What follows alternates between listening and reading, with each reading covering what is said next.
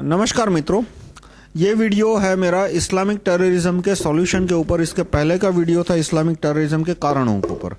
कारणों में सबसे बड़ा कारण मैंने बताया कि अमेरिका है वो सऊदी अरेबिया को प्रोटेक्शन देके इस्लामिक टेररिज्म को मदद कर रहा है। सऊदी अरेबिया है वो पैसा भेज रहा है, पाकिस्तान है वो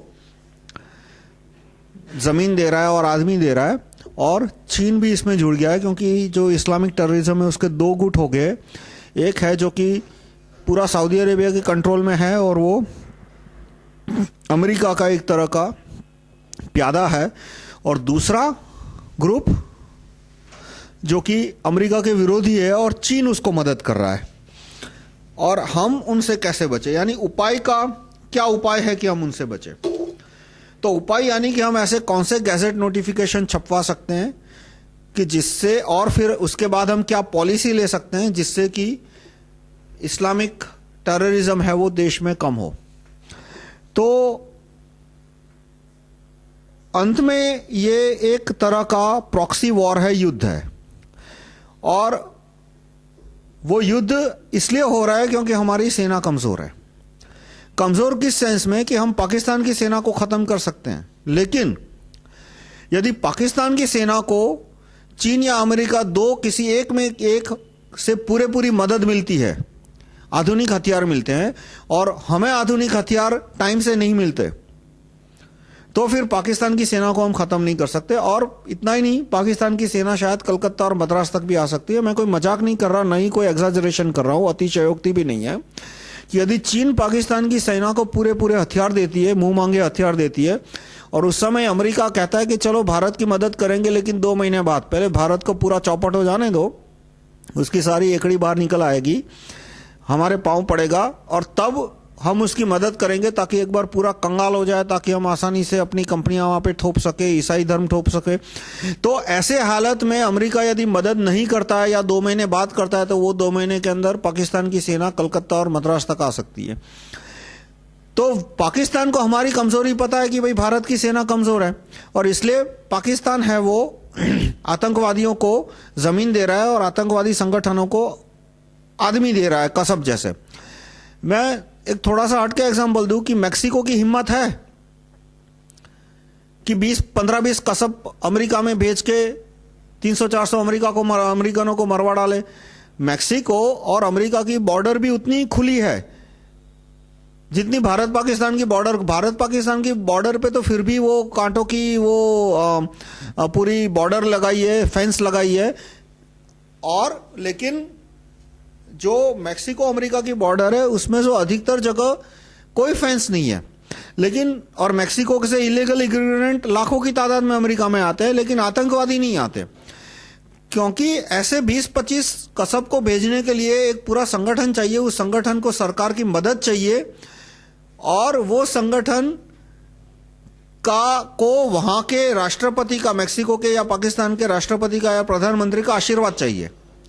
तो मैक्सिको के राष्ट्रपति की या मैक्सिको के किसी सेनेटर की या किसी ड्रग लॉर्ड की हिम्मत नहीं है कि वो इस तरह से 100-200 आतंकवादियों को ट्रेन करे, 15-20 को अमेरिका भेजे और 100-200-500 अमेरिकनों को मरवा डाले, क्योंकि यदि ऐसा किया तो मैक्सिको की सेना मैक्सिको में घुस के राष्ट्रपति को मैक्सिको के चौराहे के बीचों बीच उसको फांसी पे चढ़ाएगी, पब्लिक के सामने। जैसे सदाम हुसैन को पब्लिक एग्जीक्यूशन, पब्लिक में फांसी दी, सदाम हुसैन को पब्लिक में फांसी दी, यानी वैसे तो 4 दीवारी के अंदर फांसी दी थी, लेकिन अमेरिका ने वो जो फांसी देने वाले सिक्योरिटी के लोग थे उन सबको मोबाइल कैमरा दिया, ताकि तुम वो मोबाइल पे उसका रिकॉर्ड कर सके कि भाई ये सदाम जो पेंडुलम की तरह घूम रहा है वो इस एंगल से कैसा दिखता है, इस एंगल से कैसा दिखता है। इस तरह से तुम जो यूट्यूब पे वीडियो देख रहे हो वो पूरी अमेरिका के मर्जी से हुई है, यानी वो पब्लिक एग्जीक्यूशन किस सेंस में हुआ कि भले वो कमरे के बंद हुआ, लेकिन पूरी दुनिया ने दूसरे दिन उसके वीडियो देखी, और वो वीडियो दिखा के अमेरिका ने दुनिया के जितने भी नेता है, जैसे मनमोहन सिंह है, वाजपेयी है, सबको धमकाया कि यदि तुम्हें अमेरिकनों के खिलाफ आवाज खोली, पाकिस्तान के जरदारी हो या फिर ये नवाज शरीफ हो या मुशर्रफ हो या पूरे दुनिया के नेताओं को वीडियो दिखाई और धमकाया कि भाई जिस तरह से सदाम ने हमारा विरोध किया, इस तरह से तुमने हमारा विरोध किया, तो देखो सदाम को हमने कैसा पेंडुलम बनाया, तुमको भी हम पेंडुलम बना देंगे। तो इस तरह से अमेरिका की सेना में वो ताकत है कि वो मेक्सिको के राष्ट्रपति को या मेक्सिको के सेनेटर को तबाह कर सके, और इसलिए मेक्सिको के राष्ट्रपति या सेनापति की हिम्मत नहीं होती कि इस तरह से 10-15 कसब वो अमेरिका में भेज सके। वो ताकत हमारी सेना में नहीं है, इसलिए मुशर्रफ ने या नवाज शरीफ जो भी है उसने 15-20 कसब को भारत में भेज के बड़े पैमाने पे कत्लेआम किया, और वो आतंकवादियों को कश्मीर में भेजते रहते हैं, हमारे सैनिक मरते रहते हैं। जैसे अभी कुछ ही दिनों पहले 2 सैनिकों को हत्या हुई, एक सैनिक का सर काट के पाकिस्तान ले गए, वहां पाकिस्तान में उसको 5 लाख का इनाम दिया गया, और वहां की सरकार जिसने इनाम दिया है उसको अरेस्ट बेरेस्ट कुछ नहीं करेगी, क्योंकि वहां के प्रेसिडेंट का, प्राइम मिनिस्टर का सबको ब्लेसिंग है, आशीर्वाद है। तो हम अपनी सेना को मजबूत करेंगे, उसके बाद ही आतंकवाद की लड़ाई खत्म होने वाली है। तब तक स्लो मोशन में चलती जाएगी, और कितना भी हम पैसा खर्च करें वो रुकने नहीं वाला। वो एक एग्जांपल दूं कि आपके घर की आप खिड़की दरवाजे सब कुछ बंद कर दो कि ताकि घर में मच्छर ना आए, और बाहर नाला है गंदगी वाला, वो वहां पे मच्छर बनते रहे, तो भाई कभी कभी तो आपको खिड़की खोलनी पड़ेगी, कभी तो दरवाजा खोलना पड़ेगा, और 1 मिनट दरवाजा खोला और 20 मच्छर घुस गए। अब आप कैसे इस तरह से मच्छर को रोक सकते हो जब तक कि आप उस नाले की सफाई ना करवाओ। तो इस तरह से अब पाकिस्तान के नाम के गंदे नाले की सफाई करना तो महीने 2 महीने का काम है, लेकिन उसको जब तक अमेरिका का या चीन का आशीर्वाद है तब तक हमारी सेना उस पर हमला नहीं कर सकती। 2 वजह है कि पाकिस्तान ने बोला कि अमेरिका ने बोला कि पाकिस्तान पे हमला नहीं करना है, और हमने उसकी मर्जी के खिलाफ हमला किया, तो क्या परिणाम होगा कि अमेरिका ने जो भारत को हथियार दिए हैं, अमेरिका उसकी किल स्विच एक्टिवेट कर देगा। आप गूगल करना किल स्विच वेपन्स, तो आपको लिस्ट आएगा कि जितने भी बड़े वेपन होते हैं, फाइटर प्लेन, टैंक, उसमें किल स्विच होती है, जो कि अमेरिका का प्रेसिडेंट उसको एक्टिवेट कर सकता है। वो किल स्विच एक्टिवेट की, यानी वो प्लेन है वो टेक ऑफ भी नहीं करेगा, उसके अंदर जो मिसाइल है वो कभी निशाने पे नहीं लगेगा आदि। तो अमेरिका ने, फ्रांस ने, ब्रिटेन ने जितने भी हमें हथियार दिए हैं, हर एक के अंदर वो किल स्विच डाली है। मतलब कॉमन सेंस की बात है, आप किसी देश को प्लेन दोगे तो आप ये नहीं सोचोगे कि भाई किसी दिन ये प्लेन का इस्तेमाल मेरे खिलाफ हो सकता है, और ऐसा हो तो क्या करना चाहिए, कैसे मैं उस प्लेन को आसानी से जमीन पे ला सकूं। और आप इतनी कॉम्प्लिकेटेड मीलो की ये इलेक्ट्रिक सर्किट होती है, उसके अंदर जो इलेक्ट्रिक सर्किट होती है आजकल प्लेन के अंदर, वो आप यदि वायर खींचने शुरू करो उसको एक कोने से दूसरे कोने तक, तो उसकी लंबाई मीलों में जाएगी। तो इतनी कॉम्प्लिकेटेड इलेक्ट्रॉनिक सर्किट में, सेमीकंडक्टर चिप्स में, पीसीबी में बहुत आसान काम है किल स्विच रखना कि सामने वाले को पता भी ना चले कि कहां रखी। तो इस तरह से अमेरिका की मर्जी के खिलाफ यदि हमने पाकिस्तान पे हमला किया तो अमेरिका किल स्विच एक्टिवेट करके हमारे हथियारों को नाकाम कर देगा, और पाकिस्तान को डबल हथियार देगा, तो हमें बहुत बड़ा नुकसान हो जाएगा। उसका एक एग्जाम्पल भी मैं देता हूं कि 1971 में जब पाकिस्तान को हराया, तब इंदिरा गांधी का प्लान यही था कि उस समय जो युद्ध हुआ था वो सिर्फ बांग्लादेश की सीमा पे हुआ था। वो युद्ध कश्मीर और राजस्थान और गुजरात की सीमा पे न के बराबर हुआ था। 95% से भी ज्यादा युद्ध है वो सिर्फ बांग्लादेश की सीमा पे हुआ था, पूर्वी सीमा पे। तो वहां पे पाकिस्तान की सेना को पूरी तरह तबाह कर दिया, पाकिस्तान की इकोनॉमी को बहुत बड़ा झटका लगा था, पाकिस्तान की लाखों की संख्या में सैनिक वहां पे कैप्चर हो गए थे बांग्लादेश में। तो इंदिरा गांधी ने प्लान बनाया कि अब इस्लामाबाद पे, कराची पे, लाहौर पे धावा बोल देते हैं, पाकिस्तान के 5 टुकड़े कर देते हैं, और वो पाकिस्तान के 5 टुकड़े हो जाए उसके बाद बांग्लादेश के भी 4 टुकड़े कर देंगे, और वो टुकड़े अंदर अंदर लड़ते रहेंगे और हमें आसानी से शांति मिल जाएगी। लेकिन दूसरे मिनट ये बात छिपी नहीं रहती, क्योंकि इतनी बड़ी संख्या में आप मिलिट्री मोबिलाइज करोगे तो पूरी दुनिया को, बड़े नेताओं को बात पता लगी जाती है।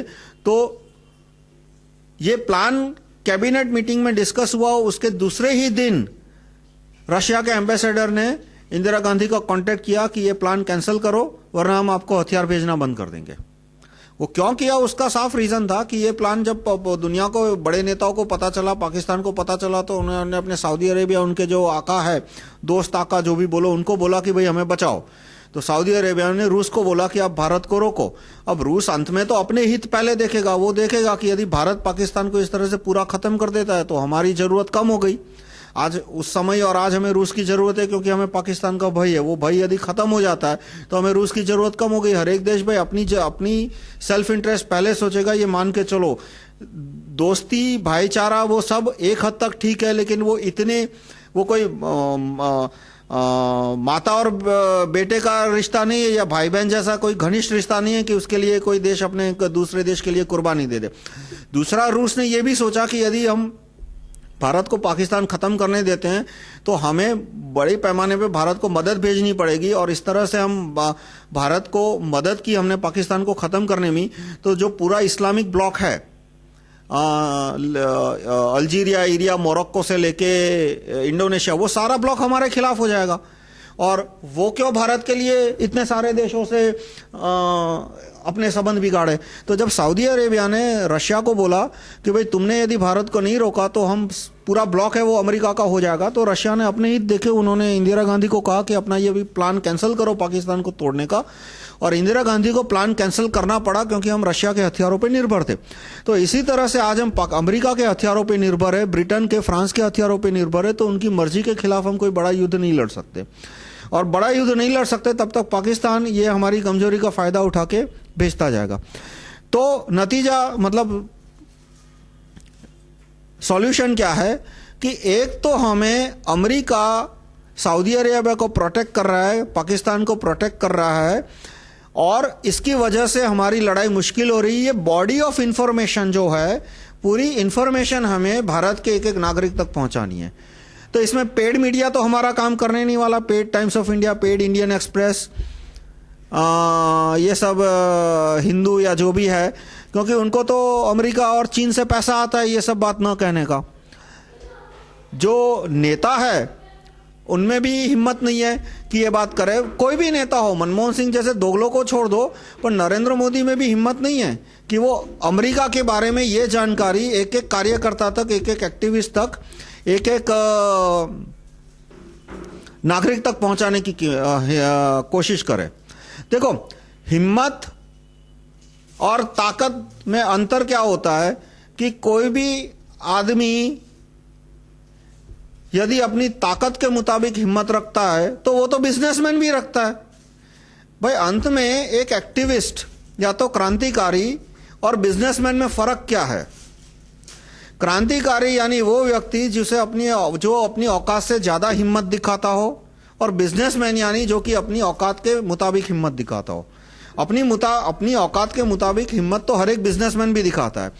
भगत सिंह और जवाहरलाल गाजी में फर्क क्या था कि जवाहरलाल गाजी तो उतनी ही हिम्मत रखते थे जितनी उनकी ताकत थी, जबकि महात्मा भगत सिंह, उनको भी अपनी ताकत का अंदाज था कि भाई सामने अंग्रेज है, उनके सामने 2 मिनट भी नहीं टिकेंगे, लेकिन उन्होंने अपनी ताकत से ज्यादा हिम्मत बताई। फिर जो दोगले लोग होते हैं वो हमेशा ऐसे क्रांतिकारियों को बेवकूफ कहते हैं। दुरात्मा गांधी ने भी भगत सिंह को बेवकूफ कहा था, पागल आदमी कहा था, मिसगाइडेड यूथ, वो एक्सप्लिसिटली बेवकूफ शब्द तो नहीं बोल सकते, मिसगाइडेड यानी कि बेवकूफ, एक अच्छी भाषा का शब्द हुआ। उन्होंने महात्मा उधम सिंह को पागल आदमी कहा था। जो भी डरपोक व्यक्ति होता है वो हमेशा हिम्मतवान व्यक्ति को हिम्मतवान तो कह नहीं सकता, इसलिए वो उसे पागल कहता है। तो सवाल आता है कि हमारे जितने भी कुर्सी पर बैठे हुए नेता है वो ताकत रखते हैं, हिम्मत रखते हैं, लेकिन वो हिम्मत उतनी दिखाएंगे जितनी उनकी ताकत हो। और ये इंफॉर्मेशन वही आदमी पहुंचा सकता है जो अपनी ताकत से ज्यादा हिम्मत दिखाने को तैयार हो, क्योंकि अमेरिका चाहता नहीं है कि भारत के आम कार्यकर्ताओं को, आम नागरिकों को ये इंफॉर्मेशन मिले कि सऊदी अरेबिया को अमेरिका प्रोटेक्ट कर रहा है और इसलिए सऊदी अरेबिया भारत के आतंकवादियों को पैसा देने की हिम्मत बता रहा है, और अमेरिका पाकिस्तान को प्रोटेक्शन दे रहा है इसलिए पाकिस्तान की हिम्मत होती है भारत में कसब भेजने की और अफजल जैसे लोगों को मदद करने की। तो ये कौन काम कर सकता है ये इंफॉर्मेशन पहुंचाना? तुम्हारे मेरे जैसे छोटे लोग, कि जो रडार में हम इतने छोटे हैं, चींटी की साइज के हैं, कि वो ये बड़े लोगों के रडार में आएंगे नहीं। और जब तक हमारे, और इस तरह से नहीं कि मेरी साइज बड़ी हो, कि मैं बहुत बड़ा हो जाऊं, तो बहुत बड़ा हो गया तो मैं रडार में आ जाऊंगा, तो मेरी भी इस तरह से खत्म होने के या मेरे पे दबाव आने के या मुझे रिश्वत देने के चांसेस बढ़ गए। इस तरह के ज्यादा लोगों की संख्या बढ़े। जैसे ये वीडियो है तो मैं आपको रिक्वेस्ट करूंगा कि आप इसकी अलग अलग भाषा में अनुवाद करके खुद इसके ऐसे वीडियो बनाओ तो जैसे इस तरह से इंफॉर्मेशन देने वाले लोगों की संख्या बढ़ेगी, लोगों तक इंफॉर्मेशन जाएगी। तो एक पॉइंट हुआ है, ज्यादा से ज्यादा लोगों तक ये पूरे नेटवर्क का बारे में इंफॉर्मेशन देगी कि देखो अमेरिका प्रोटेक्शन दे रहा है, चाइना हथियार दे रहा है, प्रोटेक्शन भी दे रहा है, अमेरिका सैटेलाइट इंफॉर्मेशन भी दे रहा है, और सऊदी अरेबिया पैसा दे रहा है, और पाकिस्तान है वो जमीन और आदमी दे रहा है आतंकवाद के लिए। और सऊदी अरेबिया है वो मदरसाओं को पैसा दे रहा है, सऊदी अरेबिया है वो मीडिया को पैसा दे रहा है, चैनलों को, पेड मीडिया को, और सऊदी अरेबिया नेताओं को पैसा दे रहा है, बीजेपी के सांसद, कांग्रेस के सांसद, कम्युनिस्ट पार्टी के सांसद, और उसके द्वारा, और सऊदी अरेबिया बांग्लादेशियों को भी भारत में घुसाने के लिए पैसा दे रहा है। एक बांग्लादेशी को घुसाने के लिए सऊदी अरेबिया के लोग 10,000 रुपया दे रहा है, और कि भाई इस बांग्लादेशी को आप भारत में कहीं सेट कर दो। तो जो ट्रस्ट होते हैं उनके पश्चिम बंगाल में और असम में इस तरह से बहुत सारे ट्रस्ट है, उस ट्रस्ट को पर बांग्लादेशी इमिग्रेंट 5,000 से 10,000 रुपए का डोनेशन सऊदी अरेबिया से आता है, ताकि करोड़ों की संख्या में बांग्लादेशी भारत में घुसे, तो जब युद्ध के समय उनका उपयोग हो सके। तो हमें ऐसे कौन से कानून डालने चाहिए गैजेट में कि ये रुके? पहले ये इंफॉर्मेशन हमें लाखों लोगों तक पहुंचानी है, तो right to recall Doordarshan chairman से शुरुआत में करूंगा। Right to recall Doordarshan chairman आएगा तो एक चैनल जिसको ये सारे इंफॉर्मेशन फ्री में बांटने चाहिए। फ्री में यानी कोई दुनिया में कोई चीज फ्री नहीं होती, लेकिन दूरदर्शन किस सेंस में मैं फ्री बोल रहा हूं कि हम नागरिक दूरदर्शन को टैक्स का पैसा देते हैं और फ्री में जमीन दे रखी है। वो जमीन भी तो हम नागरिकों की है। आप दूरदर्शन की कहीं भी कचहरी देख लो, कब उसने जमीन का पैसा चुकाया? सारी जमीन सेंट्रल गवर्नमेंट ने उसको फोकट में दी है, और सेंट्रल गवर्नमेंट की जमीन यानी हम नागरिक, हम तुम सबकी हुई। तो हमने जमीन का सबसे बड़ा जो खर्चा होता है वो दूरदर्शन को फ्री में दिया है, और उनको सैलरी भी हमारे टैक्स के पैसे आ जाती है। तो वो it is a citizen paid media. लेकिन उसके ऊपर वो करप्शन का पैसा लेके, सऊदी अरेबिया हो या मिशनरी हो, जिससे भी पैसा लेके ये सारी इंफॉर्मेशन दबा देते हैं। तो right to recall Doordarshan channel आएगा, दूरदर्शन को 5 भाग में बांट दो, हर एक का चेयरमैन इंडिपेंडेंट, उसके स्टाफ के ऊपर जूरी सिस्टम, ताकि स्टाफ को भी चेयरमैन दबा ना सके, और बाद में पता चला कि स्टाफ यदि भ्रष्ट है तो उसको नौकरी से निकाला जा सके, जो उसको जेल भेजा जा सके जूरी ट्रायल के द्वारा। तो हमें एक चैनल मिल जाएगी जो कि हमारे पास सारी खबरें पहुंचा रहा है, सारी सच्ची खबरें पहुंचा रहा है, सच्ची और important. Right to recall Doordarshan chairman नहीं आता तब तक क्या करें? तब तक हमें अखबार में एडवर्टाइज देने चाहिए। जैसे मैंने अभी तक में 15 एडवर्टाइज दिए। एक एडवर्टाइजमेंट मैंने बांग्लादेशियों के ऊपर दिया था, और उसमें साफ साफ लिखा था कि भाई सऊदी अरेबिया है वो पैसे दे रहा है पश्चिम बंगाल के मुख्यमंत्रियों को, सबको, पटवारी से, अरे तहसीलदारों को, ट्रस्ट के थ्रू, डायरेक्टली नहीं दे रहा, और वो नेताओं को पैसे दे रहा है, बीजेपी के, कांग्रेस के, सबको, ताकि बांग्लादेशियों को रोकने के लिए जरूरी कानून न बने। तो ये इंफॉर्मेशन अभी हम कैसे दे सकते हैं? अखबारों के एडवर्टाइज के द्वारा। तो ये इंफॉर्मेशन का प्रॉब्लम हुआ। अब हम सेकंड स्टेप में बांग्लादेशियों को कैसे निकाल सकते हैं, क्योंकि जो इस्लामिक टेररिज्म की एक लिंक बांग्लादेश से कैसे जुड़ी है कि बांग्लादेशी बड़े पैमाने पे भारत में नकली करेंसी पहुंचाते हैं, और उस नकली करेंसी से आतंकवादियों को फाइनेंशियल स्ट्रेंथ मिलती है। और बांग्लादेशी है वो जब युद्ध शुरू होगा तब लाखों नहीं तो हजारों की संख्या में वो बांग्लादेशी भारतीयों पे हमला बोलेंगे। तो बांग्लादेशियों को कैसे निकाले, उस पर मेरी एक पूरी वीडियो है। ये मेरी जो बुक है उसमें चैप्टर भी है, rahulmehta.com/301.htm। ये जो मेरी किताब है rahulmehta.com/301.htm, उसमें चैप्टर 32, चैप्टर 33, इसमें मैंने बताया है कि हम कौन कौन से कानूनों से बांग्लादेशियों को निकाल सकते हैं। उसकी शुरुआत आप कर सकते हैं कि एमपी को एसएमएस से ऑर्डर भेजो कि इंडिया में जितने भी India to Bangladesh phone call है या India to Pakistan phone call है, उसकी सारी लिस्ट वेबसाइट पे फोटो के साथ डाल दो कि इतने इतने आदमी हैं जो कि महीने में 1 घंटे से ज्यादा पाकिस्तान या बांग्लादेश से बात कर रहे हैं। फिर थर्ड स्टेप आता है कि हम अपनी सेना कैसे, और उस बांग्लादेशियों को निकालने के लिए और भी मैंने कानून बताए इसमें, वो मेरी वीडियो में मैंने डिटेल में एक्सप्लेन किया है कि किस तरह से हम ब्लड टेस्ट के द्वारा बांग्लादेशियों को आइडेंटिफाई कर सकते हैं, और फाइनली किस तरह से नार्को टेस्ट के द्वारा कंफर्मेटरी प्रूफ ला सकते हैं। अब नेक्स्ट स्टेप आता है हम सेना को कैसे मजबूत करें, और ये कोई आसान काम नहीं है। आसान काम यानी गरीबी दूर करना आसान काम है, 4 महीने में हो सकता है। पुलिस का भ्रष्टाचार बहुत आसान काम है, 4-6 महीने में हो सकता है। अदालतों का भ्रष्टाचार 6 महीने में दूर हो सकता है। एजुकेशन का भ्रष्टाचार 6 महीने में दूर हो सकता है। एजुकेशन को इंप्रूव करना 1-2 साल का काम है, कोई ये मुश्किल सवाल नहीं है। हर एक आदमी को घर देना वो भी 1-2 साल का काम है, कोई मुश्किल काम नहीं है। पर सेना को मजबूत करना मुश्किल काम है, क्योंकि उसके लिए हमें पहले बड़ी संख्या में उद्योग बढ़ाने पड़ेंगे। आज जो छोटा उद्योगपति है, छोटा उद्योगपति यानी उसकी सिर्फ मान लो 10, 15, 20 लोगों की फैक्ट्री है, और बस उतनी उसकी कैपेसिटी है फाइनेंशियल या जो भी बोलो, तो वो क्यों ग्रो नहीं कर पा रहा? ग्रो नहीं कर पा रहा है, एक तो उसका समय बहुत सारी चीजों में निकल जाता है।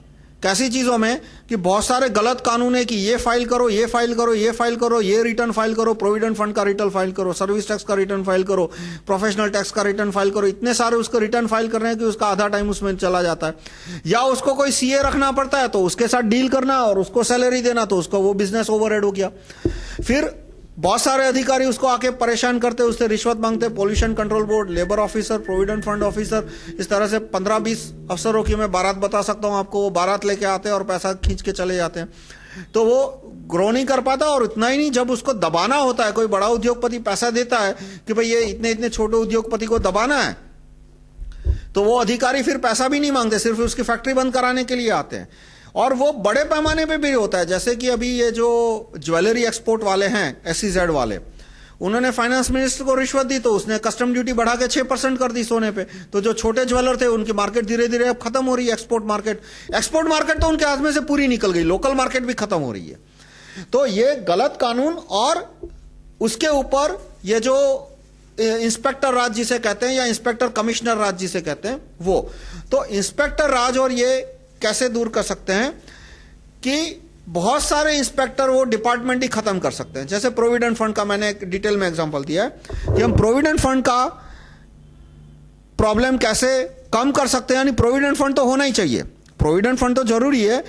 जो मैंने प्रपोजल दी है कि एम्प्लॉयर सैलरी देगा और सरकार को बताएगा कि मैंने एम्प्लॉय को सैलरी दी है।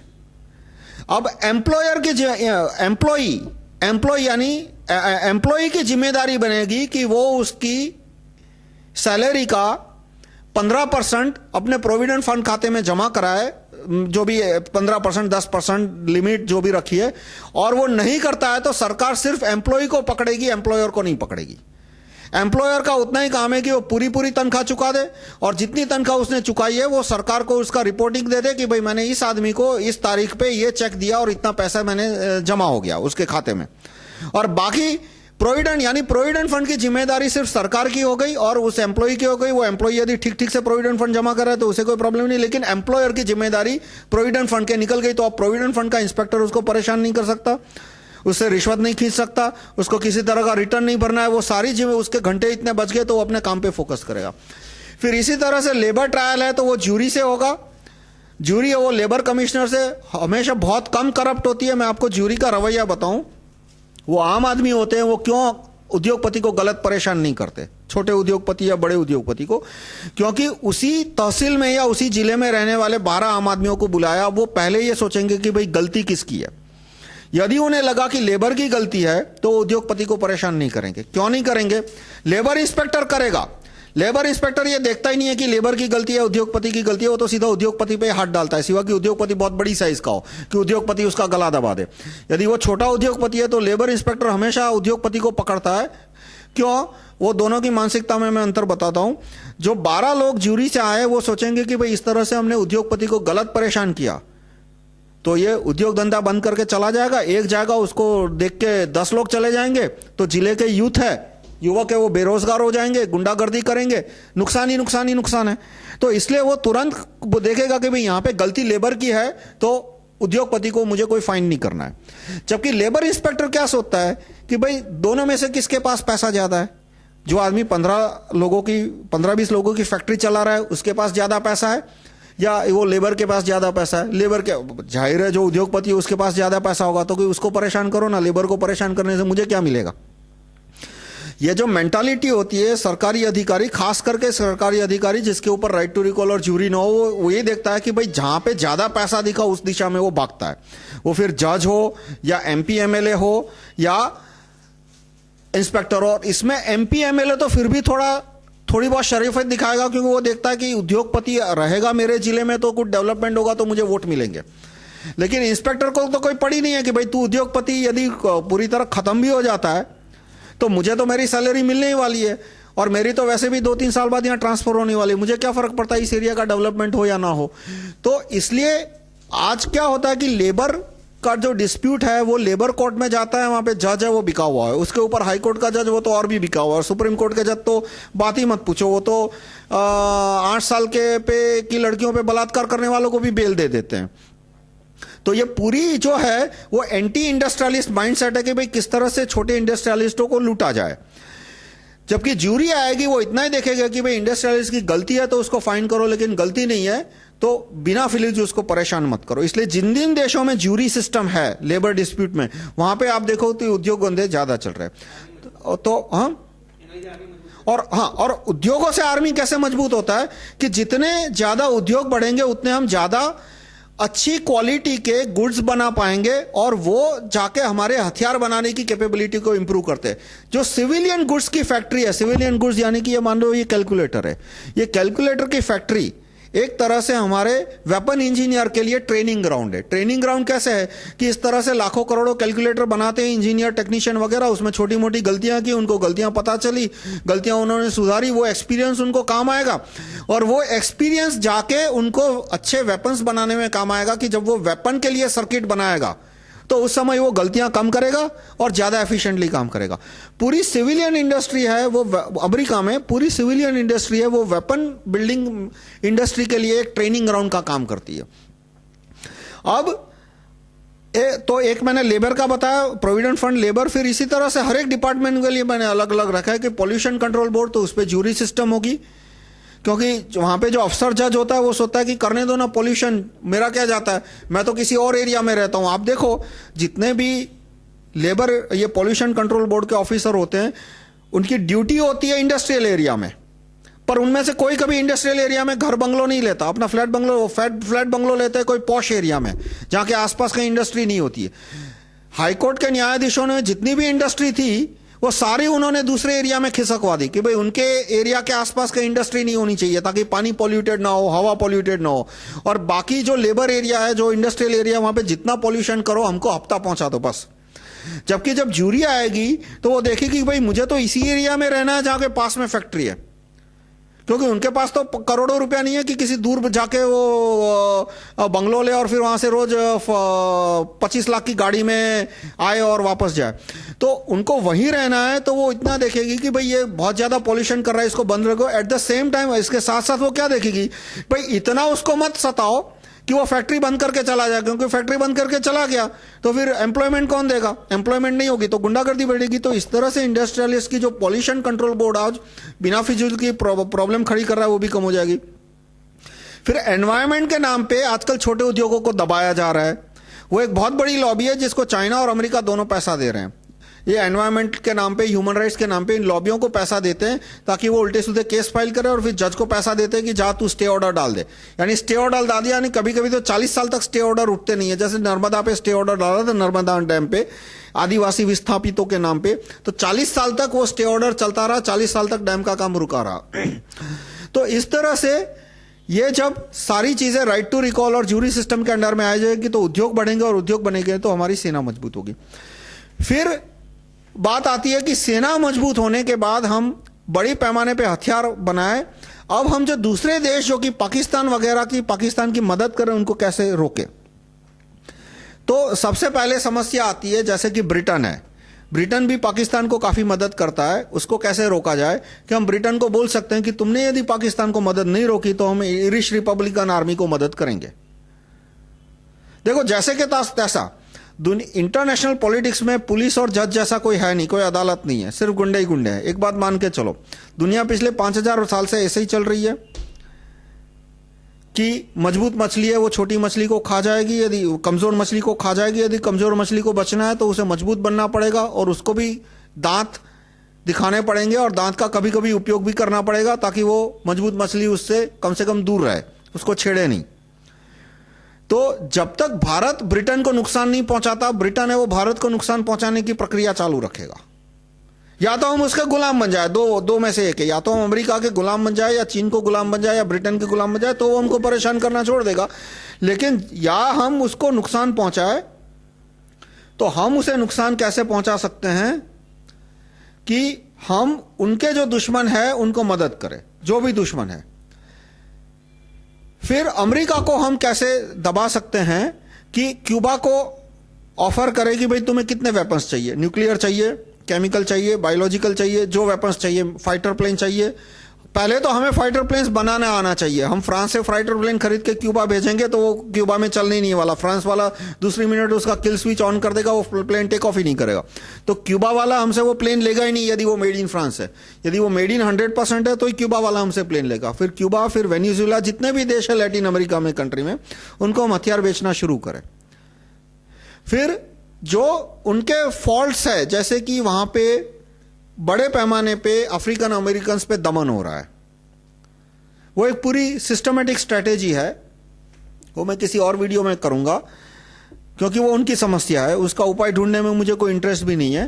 वो 300-400 साल पुरानी समस्या है कि जब वो अफ्रीका से लोगों को गुलाम बना के लाए थे और उसके बाद भी आज भी उन्हें इक्वालिटी का स्टेटस कागज पे है। भले एक ओबामा प्रेसिडेंट बन गया, पर आप वहां का प्रिजन स्टेटिस्टिक्स देखो तो अफ्रीकन अमेरिकन की आबादी है 12-15% और प्रिजन में उनकी आबादी है 70%। और किस तरह से उनको इतने बड़े पैमाने पर प्रिजन में, ऐसा नहीं है कि वो सब वायलेंट है, उनके पास 1 मिलीग्राम ड्रग्स मिलता है, कोकेन या कुछ भी, सीधे 7 साल की जेल। वॉर ऑन ड्रग्स के द्वारा वो बड़े पैमाने पे अफ्रीकन अमेरिकनों को जेल भेजते हैं और अफ्रीकन अमेरिकन की स्थिति ना सुधरे इसलिए वो बड़े पैमाने पे मैक्सिकन को देश में घुसने देते हैं। मतलब अफ्रीकन अमेरिकन के पास एजुकेशन कम है, एजुकेशन कम है इसलिए वो मिनियल लेबर करता है। मिनियल लेबर यानी खेतों में काम करता है, कहीं सफाई करता है या तो फैक्ट्री में लेबर का काम करता है। यदि उसकी सैलरी बढ़ी तो वो अपने बच्चे को अच्छा एजुकेशन दे पाएगा, वो खुद भी थोड़ी बहुत ट्रेनिंग लेगा। लेबर है वो टेक्नीशियन हो जाएगा, खेत में काम करता है वो लेबर हो जाएगा, इंडस्ट्रियल लेबर हो जाएगा। तो यदि उसकी सैलरी बढ़ी तो उसका इकोनॉमिक स्टैंडर्ड बढ़ेगा उसी जनरेशन में या तो नेक्स्ट जनरेशन में, तो वो वहां के जो गोरे हैं उनसे कॉम्पीट करेगा। तो वो ना करे इसलिए कैसे उसको दबा के रखे, एक तो बड़े पैमाने पे उसको जेल भेज दो अनाप शनाप इल्जाम लगा के, और बड़े पैमाने पे मैक्सिको का जो हिस्पैनिक लेबर बोलते हैं, मैक्सिको से लेबर आने दो ताकि लेबर की सैलरी कभी बढ़े ही नहीं। यदि जितने भी गैर कानूनी मैक्सिकन है, वहां अमेरिका के खेतों में लेबर है 1 घंटे का $1। यदि सारे मैक्सिकनों को निकाल दिया जाए तो सीधा वेज बढ़ जाएगा 1 घंटे का $7, $8, $10। तो वहां के अफ्रीकन अमेरिकनों को जो कि घंटे के सिर्फ $5-6-7 कमाते हैं, सीधी उनकी सैलरी किसी की $7 से बढ़ के $10 हो जाएगी, $10 वाला उसकी सैलरी $20 हो जाएगी। तो उनके बच्चों का एजुकेशन बढ़ जाएगा, उनकी भी ट्रेनिंग बढ़ जाएगी, तो वो ऊपर आ जाएंगे। तो वो नहीं होने देते। ये सारी इंफॉर्मेशन हम उन्हें पहुंचाना शुरू करें कि भाई कैसे आप मैक्सिकनों को रोक सकते हो, गैर कानूनी इमिग्रेंट्स को कैसे आप उन्हें भगा सकते हो। और फिर हम उन्हें इस बात से अवगत कराए अफ्रीकन अमेरिकनों को, भाई तुम्हें स्वतंत्रता तभी मिलेगी जब तुम अलग देश मांगते हो। यानी कि जितने भी अफ्रीकन अमेरिकन है वो सारे वेस्ट कोस्ट पे चले जाए और वेस्ट कोस्ट का 15-20% जो भी उनकी आबादी है 15%, वो 15% हिस्सा एक अलग राष्ट्र बन जाए, अफ्रीका अमेरिका या जो भी उन्हें कहना है, और तभी उनको सच्ची आजादी मिलेगी। ये बात से हम उन्हें अवगत करा सकते हैं। और ये हमने किया तो अपने आप अमेरिका पाकिस्तान को मदद करना बंद कर देगा। और पाकिस्तान एक बार अमेरिका को मदद करना बंद करेगा तो पाकिस्तान की ताकत आधी हो गई। फिर सवाल आता है कि पाकिस्तान को, जैसे मैंने कहा कि मदद करने वाले 3 देश है, सऊदी अरेबिया, अमेरिका, ब्रिटेन और चाइना। 4 देश हुए। ब्रिटेन और अमेरिका को मैं एक मान के चलता हूं। For all practical purpose they are 1 country, NATO जिसको बोल सकते हैं। अब हम चाइना को कैसे रुकवा सकते हैं कि चाइना में भी अलगाववाद, सेपरेशनिज्म की प्रॉब्लम है। तिब्बत, चाइनीज कजाकिस्तान और 3-4 एरिया है, मैं नाम भूल गया उसके, वो जो ऑटोनोमस रीजन बोलते हैं चाइना के अंदर, उसको वहां पे अलगाववाद की प्रक्रिया को हम बढ़ावा दे सकते हैं। और एक पॉइंट के बाद जब हम बढ़ावा देंगे उनको, तो चाइना भी समझ जाएगा कि भाई अब हमने पाकिस्तान को मदद की भारत के अंदर आतंकवाद भेजने में, तो जितने भारत के मरेंगे उतने ही लोग चीन में मरेंगे। तो वो पाकिस्तान को मदद करना बंद कर देगा। तो पाकिस्तान का एक साथी इस तरह से कम हो गया। अब बात बत्ती है सऊदी अरेबिया की। वो तो बहुत कमजोर राष्ट्र है। जैसा मैंने आपको बताया कि सऊदी अरेबिया के अंदर 5वें नंबर पर या 6ठे नंबर पर शक्तिशाली सेना सऊदी अरेबिया की है। सबसे शक्तिशाली सेना है वहां की अमेरिका की, जिसकी सेना शक्ति होगी सऊदी अरेबिया की सेना से शायद 500 गुना ज्यादा। उसके बाद आता है ब्रिटेन का नंबर, फिर आता है फ्रांस का नंबर, फिर जर्मनी, और ऐसा कहते हैं साउथ कोरिया की सेना, जो कि सिर्फ टोकन है। टोकन यानी साउथ कोरिया ये दिखाना चाहती थी कि वो अमेरिका के साथ है, इसलिए उसने थोड़े बहुत सैनिक भेजे। तो उनके सैनिकों की ताकत भी सऊदी अरेबिया की सेना के से ज्यादा है। वो 2 दिन के अंदर साउथ कोरिया सऊदी अरेबिया की पूरी सेना खत्म कर दे। यानी सऊदी अरेबिया बहुत कमजोर राष्ट्र है।